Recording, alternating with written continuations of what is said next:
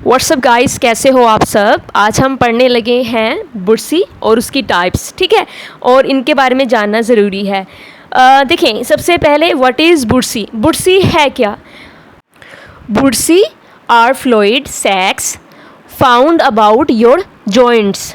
बुर्सी जो होते हैं फ्लूइड के सैक्स होते हैं, थैलियाँ होती हैं फ्लूइड की, जो कि हमारे जॉइंट के इर्द गिर्द पाई जाती हैं। ये फ्लूइड की थैलियाँ बुर्सी कहलाती हैं और इंग्लिश में इनको फ्लूइड सैक्स कहते हैं।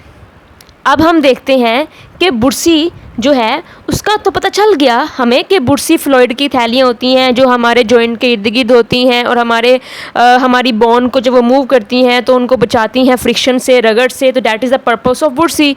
लेकिन अगर बुर्सी इंजरी का शिकार हो जाए तो फिर क्या होता है, तो फिर हम कहते हैं कि बर्साइटिस हो गया है। बर्साइटिस बुर्सी की इंजरी है। Bursitis is an inflammation of your bursae. Inflamed bursy cause pain and discomfort in the affected location। अच्छा, अगर तो बुर्सी में इन्फ्लेमेशन हो जाए, वो सूज जाए, तो वो हो जाता है बर्साइटिस।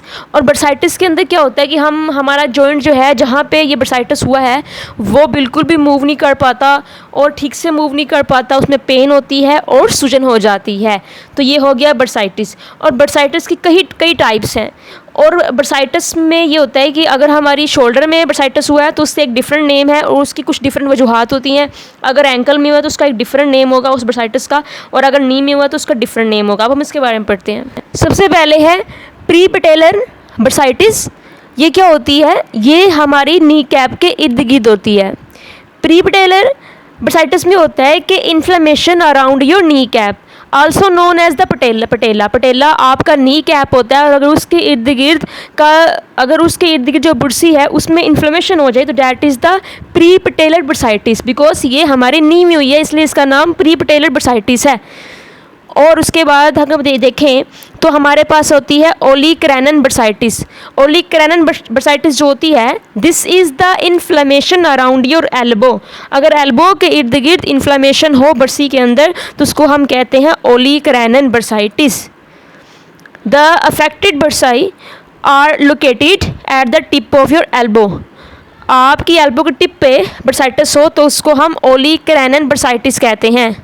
उसके बाद है trochanteric bursitis occur in the bursae of your hip. अगर तो हिप की जो बुर्सी है उसके अंदर सूजन हो जाए तो हिप की जो बर्साइटिस है उसको हम कहेंगे ट्रोकैंटेरिक बर्साइटिस। ठीक हो गया, हिप की को क्या कहेंगे, ट्रोकैंटेरिक बर्साइटिस। इसकी वजह कुछ भी हो सकती है। इसकी वजह ये भी हो सकती है एक बंदा बैठा रहे कई देर तक सिटिंग पोजीशन में, उसके बाद उसका जो सिटिंग पोजीशन है वो गलत हो, ठीक से वो ना बैठे पोजीशन के साथ। उसके बाद अगर किसी बंदे को आर्थराइटिस है तो उसको भी हो सकता है। और उसके बाद जो हमारे चौथे नंबर पर बर्साइटिस है वो है रेट्रोकैल्केनियल बर्साइटिस। रेट्रोकैल्केनियल बर्साइटिस में cause pain and swelling in your heel. अगर तो हील की बुर्सी के अंदर इन्फ्लेमेशन होती है तो वो वाली पेन है, वो वाली जो बुर्सी है वो कहलाएगी रेट्रोकैल्केनियल बर्साइटिस। जो हील के अंदर जो बर्साइटिस होती है वो ये कहलाएगी रेट्रोकैल्केनियल। तो ये थी टाइप्स ऑफ बुर्सी। और बुर्सी क्या है ये मैंने आपको बताया। तो हमें बर्साइटिस होता क्यों है।